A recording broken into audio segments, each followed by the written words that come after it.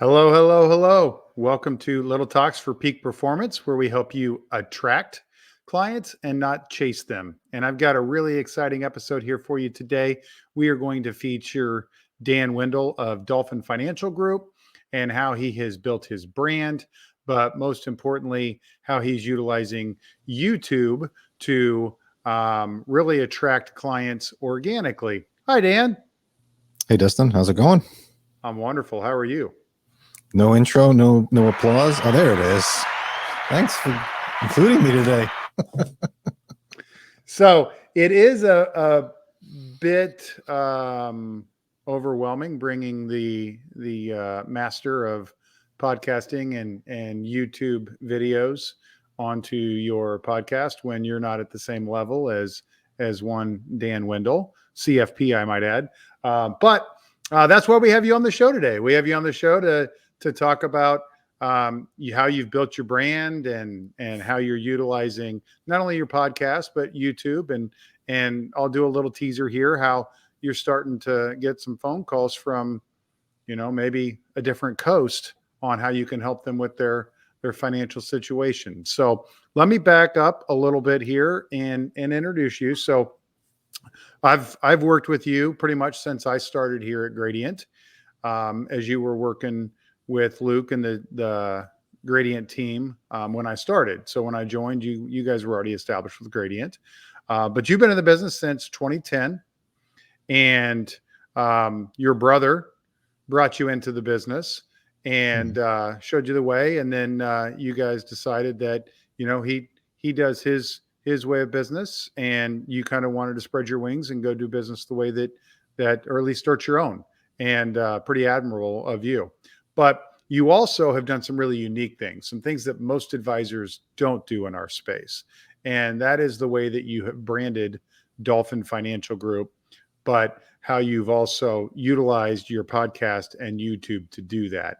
Now, I know that in the early stages, Gradient kind of helped you get your footing, but you've taken it way beyond that since you guys started. So what was your first year podcasting? First year podcasting. Yeah, that's a good question. Well, let's start back from the beginning. I started in radio when I was with my brother, and I'm in Florida. And he didn't want to do radio, and I thought it would be good. And so I started doing a show live with a local radio celebrity guy. And it was only a half-hour show. And so we were recording them, and then I was uploading them, or giving them to Tony and Mitch at Gradient, and said, these shows are something I'm doing. But it was live, so it was totally new. And I remember when I was I think you were with Luke at the time, but he came down to visit my brother and I said, hey, let's get in the car. And we went, and I actually drove him to the radio station. He didn't know. And he went on the show live with me, didn't even know what was happening until it was happening. So unfortunately, that guy died, not Luke, the celebrity. So it was kind of awkward doing a show without him. So I stopped, and I stopped doing radio altogether at that point. And then that's when I met Tony Shore, and Luke said, hey, get involved with the podcast. You did the radio already. So we started doing that in the early stages, and they sent me the microphone, and I was recording over Skype, and there were scripts and everything, and that just didn't fly with me. And so that lasted probably a couple of months before I told Tony, no, I'm going to continue doing this because Gradient says it's going to work, but I'm not doing scripts. I just can't. So we just started riffing, and we've been doing that since. I've got my glass microphones from Gradient for 250 shows or whatever it is. And I never looked back. I then went back to live radio again. But what I would do is I would do the live radio, and I would record those in the studio and then send that to Gradient to edit and put into the podcast. So I've been doing a podcast probably, I don't know, it's been probably at least 6 years, something like that. I don't know. To answer the long way to answer your question. Yep. But The radio is different than podcasting for sure. But what I'm then went and I did is I got tired of going to the radio studio and driving and being live and all that. So I started recording the podcast with Tony, and I would save them and then email the radio station the podcast. So that's what a lot of people do now is they pre-record the radio show and then send it to the studio. I was doing that, but I was also sending it to iTunes and Google Play at the time and Spotify and all that. So I still do all that. So every week I do a podcast, and I just have Gradient upload it to all the podcast stations. I don't send it to the radio live anymore. Yeah. So you're not on the radio any longer. You didn't find the value in that over time. Right. Because the cost for the podcast is zero. And the cost for me right now is just my time, but I'm getting a good return on it.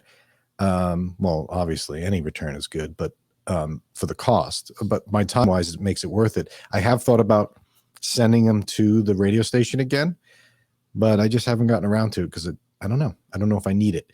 It's good for branding, but I don't know if it would. I'm a numbers guy. So I was always looking to see, well, how much am I spending on radio time? And then am I getting it? And I know that I made money off of radio. I didn't lose money on it, but there's so many other ways to spend money. So I just went with it. In my area, Tampa, it's really expensive to be on the radio. I got some other Gradient guys on there. It's just really expensive to get on the big stations. So I just felt I'd go the podcast YouTube route instead.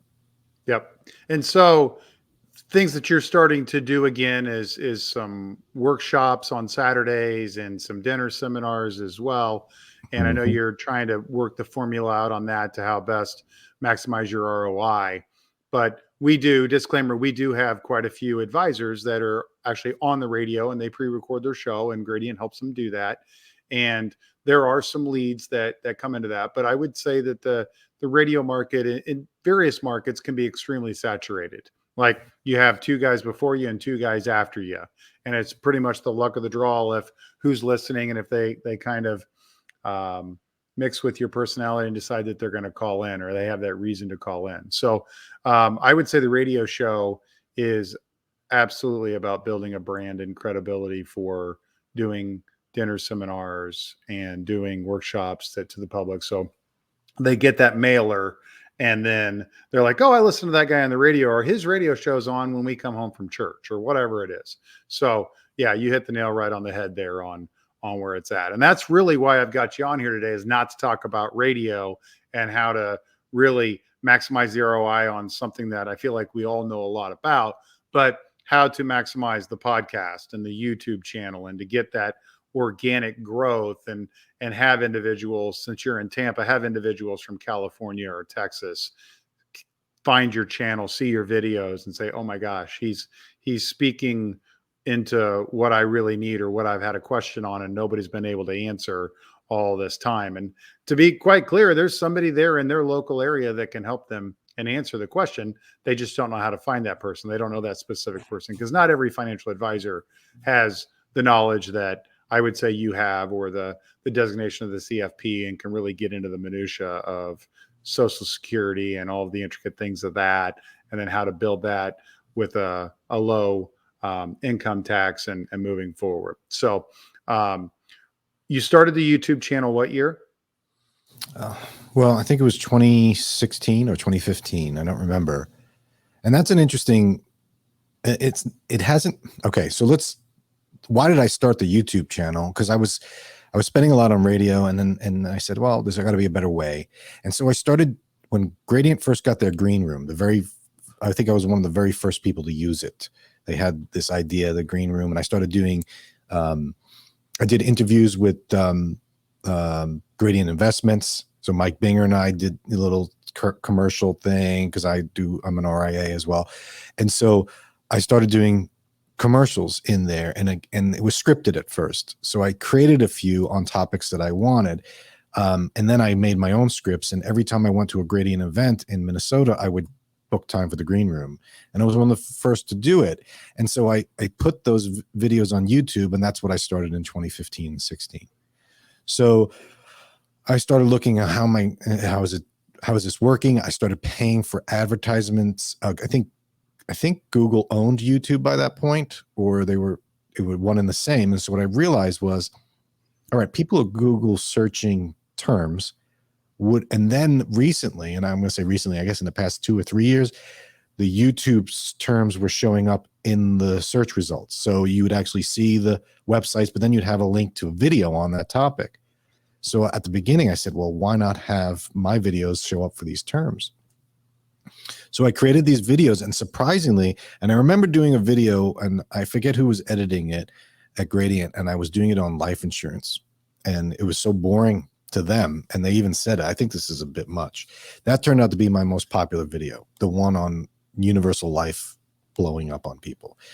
And I put that out there, and that one got traction. The other ones didn't get anything. You get 20 views, 30 views, and you're like, oh, that's it.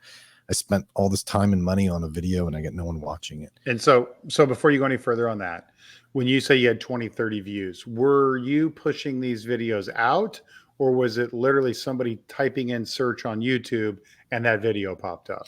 Yeah, I wasn't really pushing it out. I did have I do have an email list, but I never put them in there, right? I don't know. I started putting them out there, and then I started advertising, and I was paying like 4 cents for a click and on some videos, but it was the same. It was a quick view. People would look and then they'd leave. And I was like, oh, and then I just forgot about it really. And then I started seeing a bunch of hits on one of the videos, the life insurance video. It was people watching it. I wasn't advertising it. It was just there, but people were interested in that topic. People were, for whatever reason, were searching that term. How come my universal life policy is blowing up on me? I think that was the exact term. And so that took off, and I said, oh, wait a sec, let's figure this out. So I was doing the podcast anyway, and I said to myself, why don't I reconstitute this? Because I enjoyed the one thing about doing a weekly podcast, Dustin, is that it gives me something to do. It gets me, talking about a topic, keeps me informed. And I think just having that constant activity is good. And so I was doing it anyway. Why not reconstitute it into something else useful? So I started posting my podcasts to YouTube, even though they weren't videos, they were audio. And I found this program that would do an audio file and have the sound wave of my voice and Tony's voice. So people would actually see something, and I titled them and I put them up there. And then I started seeing people watching these. They were listening to them on YouTube. So this was in addition to Spotify and iTunes. And I thought, okay, this is good. And I was getting some traction there. People were following and subscribing, but it was still 100 people, 200 people. And I said, all right, whatever. It's better than nothing. It didn't cost me anything extra to go on YouTube. And then somebody said to me, well, why don't you put pictures up? Because people like to look at stuff, even though they're listening to you. So then I started taking snapshots of the topic. So if we were talking about Social Security, I would put an old couple, or I'd put the Social Security logo, and I'd have those flashing over time. Every minute it would be like a slideshow. And that got a little bit more. And then someone said, why don't you do video? And this was, new for Tony and Gradient. I said, hey, I'm buying a camera. Hold on. Okay. Yeah. You bought a camera.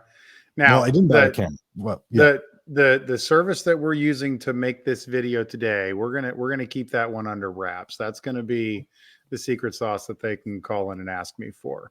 But so I know we didn't do any pre-show talk here, so we're all off the cuff here. But so, anyways, I didn't mean to stop you, but the service we're using here today, we're gonna keep that between you and I, because it's fantastic, and you're the one that brought it to my attention, what we're using here today. So, but go ahead. So you said I need a camera from Tony. Well, and I was like, well, what do I need to do here? And I started using, looking at different technologies, and I found this one, and I used my camera on my computer here. I could get a better camera. I got some lighting, and none of that's set up right now, but I started doing that. And I talked to Tony. I said, Tony, I need you to go on camera. And, if anyone's met Tony, he's the nicest guy. He's got a radio voice. He's also got a face for radio, as we say. So he was like, oh, what do I do? And I have a green screen I use and everything.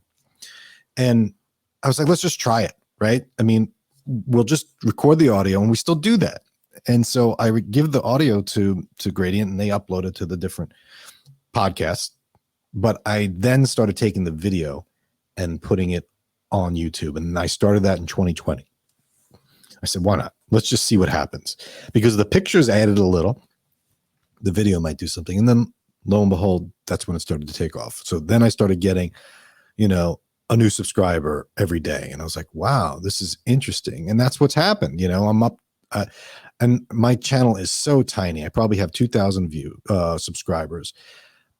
But to me, that's a lot, because and I was looking just the other day, and I think it was like 250 views or views of my videos a day.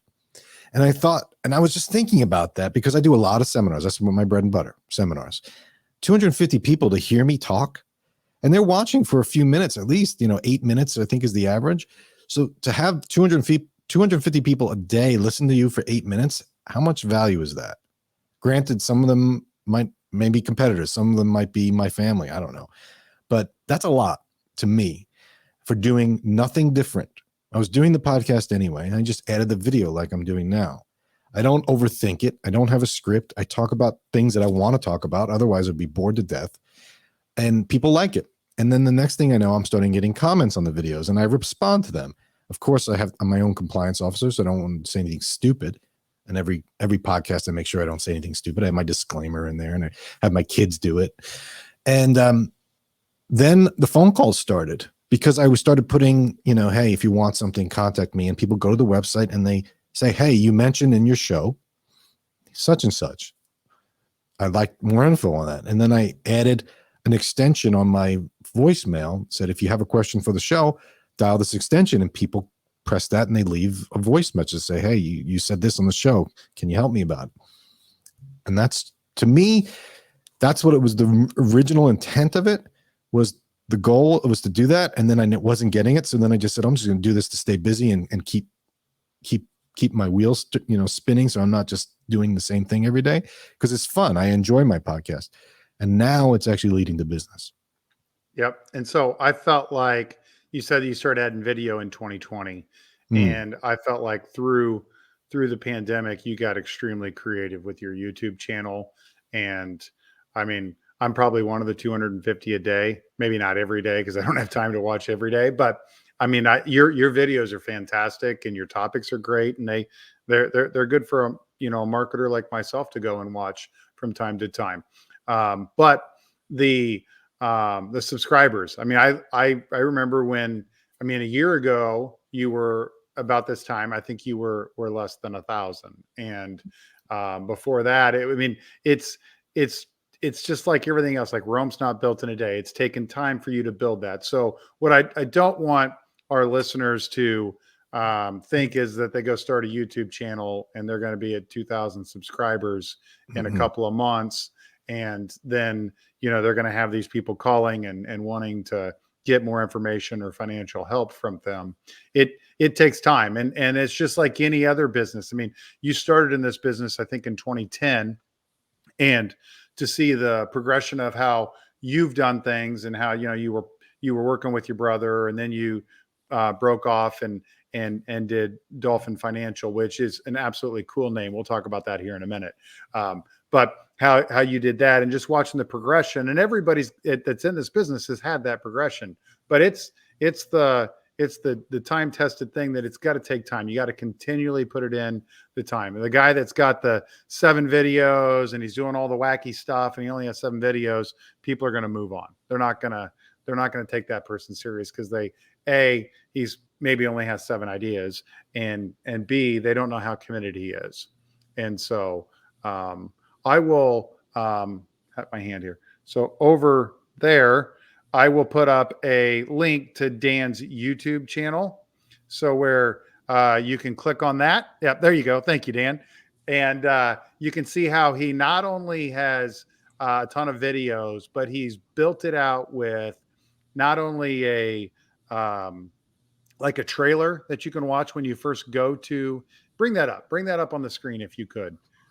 He's got a trailer to his podcast that is extremely catchy. So the first time that somebody comes to your channel, they get this and they can decide whether they're going to watch it or not. But it is a great way for you to really hit on essentially your. Hi, everybody, it's Dan Wendol from Dolphin Financial Radio. Yeah, and this video, can you see it? I can see it and I can hear it.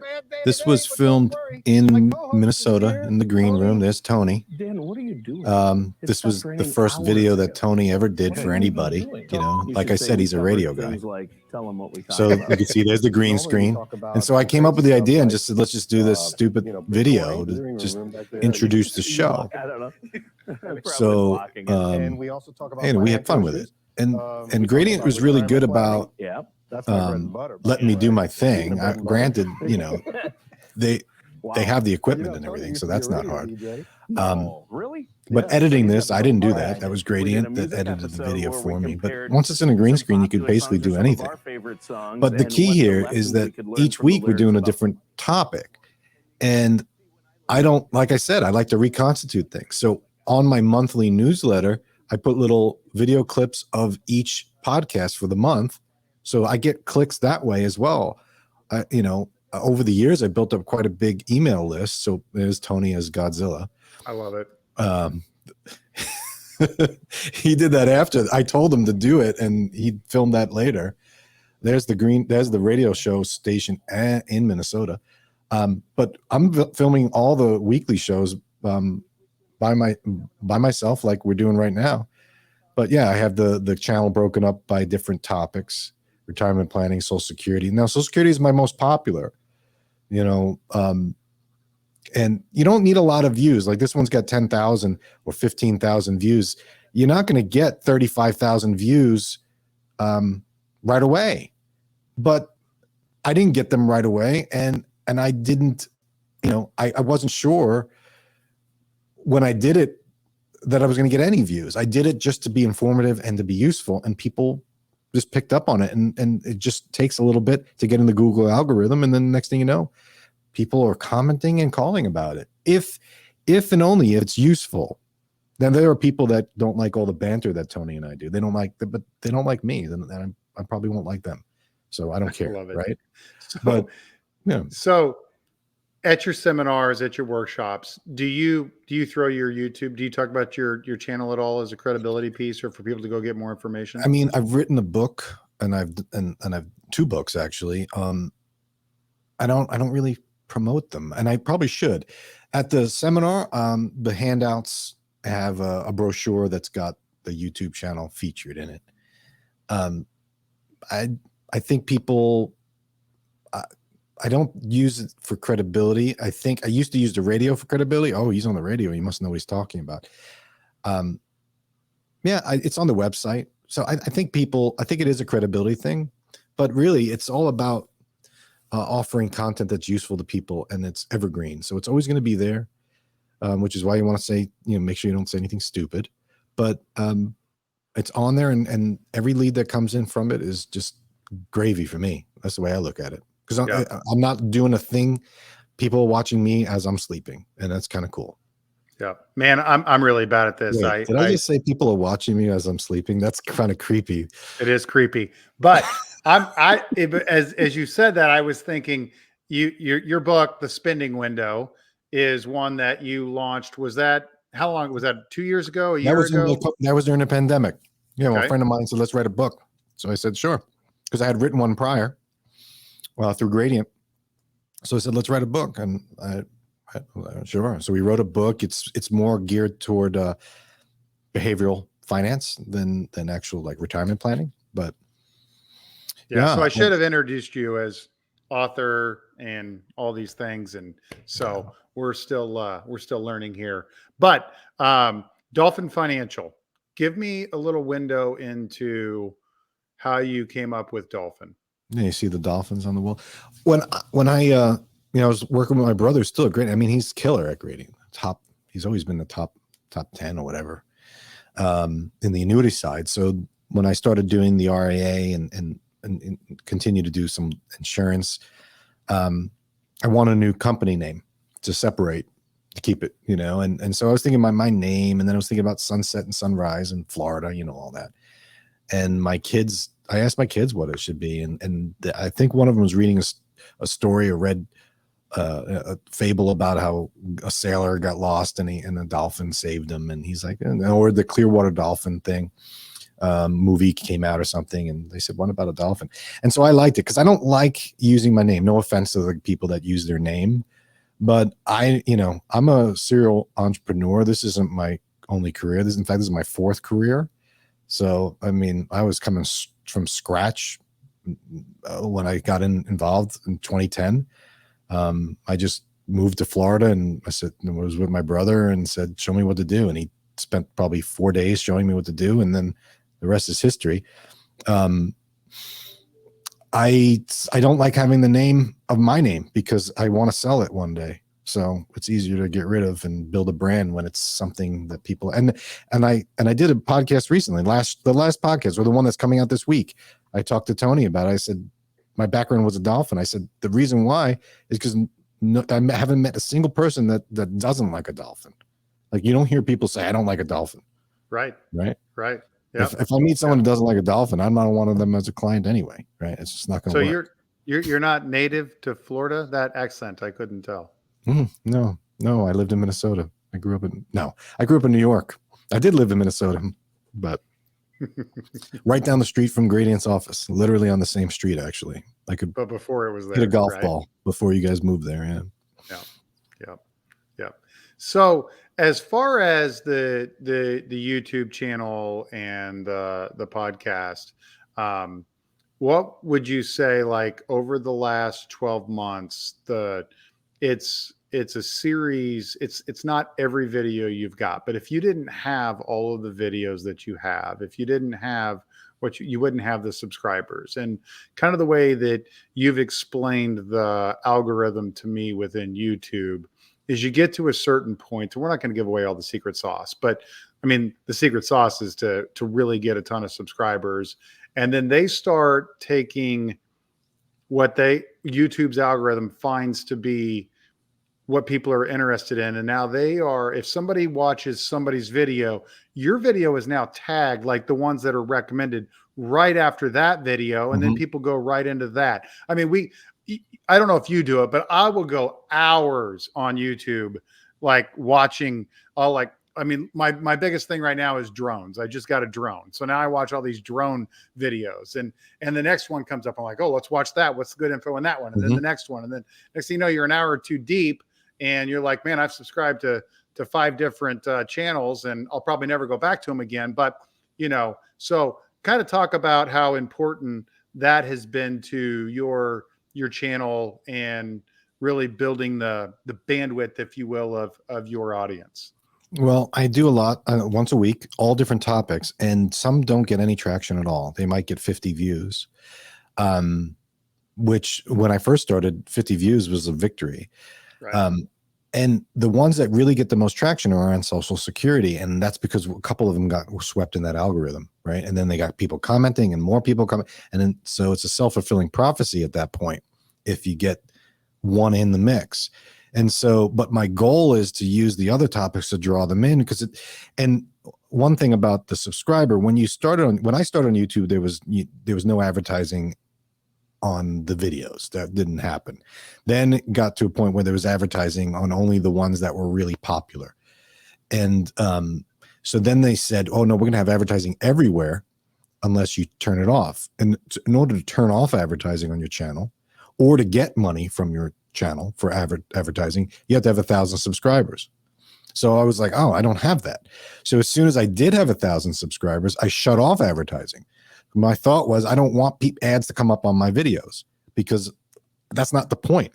If I really wanted to be a YouTube star and make money off of it, I'd be dead already. There's no way. Even with 20,000 subscribers, you're not going to get anything, let alone 2. So I used it as an opportunity to provide additional value by having no ads. So I do all these different topics and I link to them on my shows. So I've referenced them during my podcast. Oh, Tony, remember we did a podcast last year on this topic? And I'll put it up there and someone might click that and say, oh, that's interesting. Again, you're just trying to get people to stay in your content and get to know you. The whole point of doing the podcast is to get people to know who you are and your personality. So you got to be real, because it'll weed out the people that don't like you. They won't call you. If they don't like you, they're not going to call you. So again, I do it as a way to just promote myself. It's a branding thing, but it's starting to lead to calls. And I would say in the beginning, I got no calls. And then when I started getting calls, it would be once a month, or an email. And then I started getting them in a very, like a weekly fashion. And then all of a sudden it's like, wow, multiple inquiries a week on this video. And that's where I'm at, which again, I didn't do anything different. I'm not advertising. I'm not paying for any of this. It's all YouTube. Now they control it. I have the video content, so I control the videos, but YouTube can shut it down at any point, and then I'd be out of luck. Right. But thankfully we're not doing conspiracy theories and things like that. So, I mean, you're actually got content that they really want added on there. So,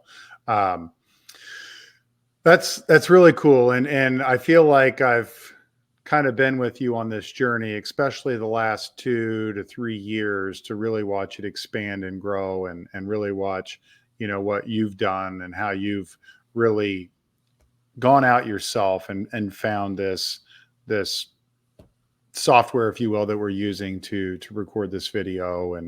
And I think that you're pretty good at it, but I literally just figured out thumbnails here on the videos here last week. I mean, once you get into a system, it's pretty easy. You can automate a lot of it. But I've only been doing the video portion with me and Tony for just over a year, actually. So this is just a 1 year in. So it was exponential growth. Is it something that someone else can replicate? Yeah. But again, that's not the point, is to build your audience, just to show you your personality. It's a commercial. It's all a big commercial. Yep. And so I think that your intent is to stay in the Clearwater and Tampa area for the most part, but you have individuals that are calling you from all 50 states now, if you will, or at least you have the ability for that. No, it's strange. It's strange. And you're more than willing to help those individuals. Yeah, I can. Legally, I'm allowed. And, I'm not necessarily licensed for insurance if they have an insurance question in every state, but I can always get that if needed. But yeah, that's a 15-minute app. Right. I mean, it's people are really, and the interesting part is people will reference it. Hey, I'm so glad. Oh, you answered. I'm surprised you answered. Right. Well, the phone hasn't rang since we started talking. So, that shows you how much the phone's ringing off the hook. But, hey, yeah, I had a question. I saw you said this. What does that mean? Can you help me? And then it's my job. And this is something that I'm going to try and work on to take to the next level, is maybe automating this, maybe putting this online, but being able to extract out of them some information that'll help me get them as a client. Right. I don't want to be just a reference librarian, but, initially that's what I was doing. I was just give them the answer and see you later. But now they get in my drip email campaign. So they get every other video. I ask them to subscribe. And so it's slowly going to build into something hopefully powerful and useful. But again, my intent is not to be some sort of celebrity on YouTube. I'm not interested in that. Right. So this next question is a little self-serving, if you will, but I'm going to lead you right down the path. And it's more of a statement, I guess, than a question. You would venture to say that it's the simplest of things that are getting the phone to ring, like Social Security or basic questions on taxes. We're not talking about videos that you're talking about doing a mega backdoor Roth conversion, or taking somebody that makes $5 to $10 million a year and showing them how to pay no taxes, on that income. You're literally, you're making videos for the you and I's of the world, and how they can best prepare for retirement and build that foundation and go from there. And so, it's, I guess I'm just going for clarification, Miss. You're not getting too intricate into some crazy way that better than anybody else. You're literally giving them information, just saying that all about Social Security and all the intricacies of it, and how taxation affects retirement and stuff of that. I mean, if I can jump out there, I feel like that's quite a bit of your videos. Most of the videos that I'm getting the most reaction to and leads, for lack of a better word, are from Social Security. However, I would also say that if you're going to do the detailed analysis on a specific topic, that you can also dominate that space. For instance, like I said, that life insurance one was the one that got the most traction in the beginning because it was a specific need that people had that we're searching for. My universal life policy is getting more expensive. Why? It answered that question, and there weren't any other videos talking about that. Well, at the time anyway. So that, you can go down that path, but just know that you might be better off getting some broader topics first, so you get some viewers and traction, and then throw in the more detailed ones. And that's what I'm doing. It's fantastic.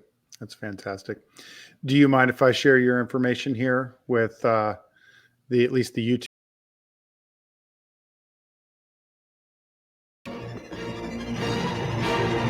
Yes. No, I don't mind. Okay. Well, so really to kind of circle it all back here, Dan has done a fantastic job of using his podcast, which the ultimate thing is YouTube, to get the organic growth and leads into his business. And I would say he's getting 2 to 3 calls a week from his YouTube channel. And like he said, he's getting 250 people a day watching his videos. And in doing that, I don't know of anybody else out there that's got, 250 exposures, if you will, a day to their business, at least in the financial services business, like you are. So kudos to you. And that's really, really, really awesome. So unless you're doing a radio show, but the problem with the radio, you just don't know. You don't have those metrics. You don't know who's listening unless the phone rings. That was very frustrating. Yep. At least if you're into metrics, YouTube's there. Yep.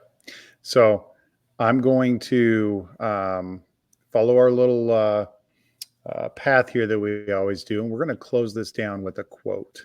And I asked you if you had a quote, and we've got one here for you today. And it's one that Dan likes and wanted to share with us.